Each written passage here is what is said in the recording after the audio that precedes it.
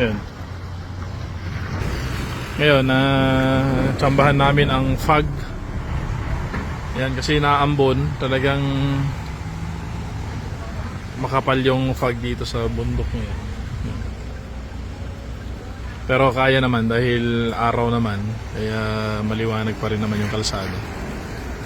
So pauwi na rin kami ng Isabela. Galing kami ng si Grace. Ay, binibili. Ha?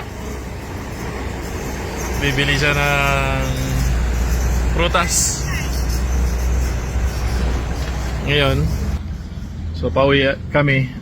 Kasama namin si Pastor Noel, yung Mother Church ko sa Taguig.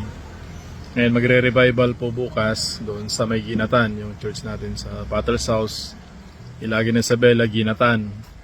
At invited po ang bawat isa kung malapit po kayo doon. So ang umaga po ay alas 9 Sunday School namin, alas 10 yung worship service. At sa hapon meron din alas 5 hanggang 6:30. So sa mga malalapit po doon na walang church na nadadalan, mga ka-bless, mga kapatid sa ating Panginoon, kita-kita po tayo upang sama-sama tayong pagpalain at magpuri sa ating Diyos. God bless po sa bawat isa.